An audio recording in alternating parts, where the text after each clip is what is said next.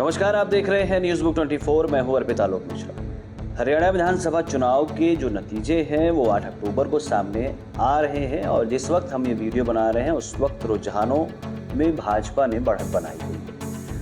रुझानों में भाजपा 49 पे है, 34 पर कांग्रेस है और 7 अन्य पे है। 90 विधानसभा सीटों का ये जो पूरा खेल है इसमें भाजपा और कांग्रेस के बीच टक्कर देखी जा रही है। लेकिन सूबे की जब शुरुआत हुई रुझानों से तो उसमें कांग्रेस सबसे आगे निकल कर आई थी और ये माना जा रहा था कि इस बार जो सत्ता विरोधी लहर है वो हरियाणा में है और इसका ये एक आशय निकाला गया कि कांग्रेस यहाँ पर वापसी करेगी।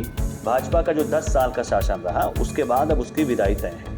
लेकिन सूबे के बाद जब 10 बजते बजते भाजपा को बहुमत की तरफ उसका जो रुझान था वो रुझानों में भाजपा कांग्रेस से बहुत आगे निकल गई। बहुमत का जो जादुई आंकड़ा 46 का है हरियाणा में, उससे पार रुझानों में भाजपा अभी तक दिख रही है। लेकिन इस बीच कांग्रेस ने चुनाव आयोग पर एक बहुत ही गंभीर आरोप लगाया है।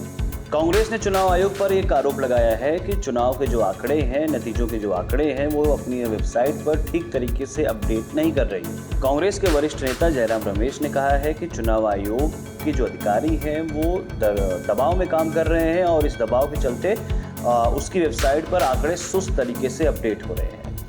अब इन आरोपों को लेकर कांग्रेस के कई नेता, पवन खेड़ा हों, सुप्रिया सुनेत हों, इन्होंने आरोप तो लगा दिए। लेकिन अब जयराम रमेश के एक पुराने अगर आरोप को भी देखें तो उन्होंने जून में एक आरोप लगाया था चुनाव आयोग पर कि तकरीबन 150 डीएम ऐसे रहे जिनको अमित शाह ने फ़ोन किया चुनाव प्रभावित करने के लिए।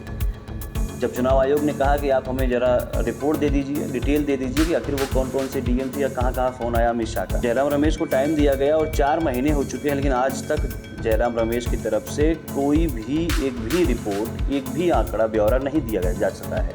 अब जयराम रमेश ने आरोप तो लगा दिया, आखिर इन आरोपों को लगाने का मकसद क्या है? सिर्फ एक रुझानों को लेकर जो एक मनस्थिति बनी हुई है उसको प्रदर्शित करना, या फिर वाकई में अगर चुनाव आयोग अपनी वेबसाइट पर सुस्त तरीके से आंकड़े पेश कर रहा है तो उसके सबूत कांग्रेस नेताओं को बाद में देने ही पड़ेंगे चुनाव आयोग को।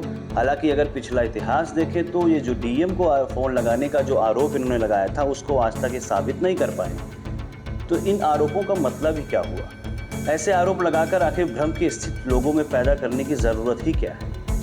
ऐसे सवाल भाजपा की तरफ से कांग्रेस नेताओं से पूछे जा रहे हैं। फिलहाल आप क्या सोचते हैं जयराम रमेश के आरोपों पर? क्या वाकई में चुनाव आयोग की जो वेबसाइट पर आंकड़े सुस्त तरीके से अपलोड किए जा रहे हैं? आप मानते हैं? आप अपने जवाब हमें कमेंट बॉक्स में दीजिए और बताइए, क्या सच में चुनाव आयोग को प्रभावित किया जा सकता है? क्या सरकार अपने प्रभाव का इस्तेमाल करके चुनाव आयोग, उसके अधिकारियों पर अपना प्रभाव डालकर चुनाव के जो नतीजे हैं, रुझान है, उसको बदला जा सकता है? अपने शहर की खबरों को पाने के लिए हमारे चैनल न्यूज़ बुक 24 को सब्सक्राइब करें। हमारा वीडियो अगर आपको पसंद आया हो तो इसे शेयर करें और कमेंट में अपनी राय देना ना भूलें।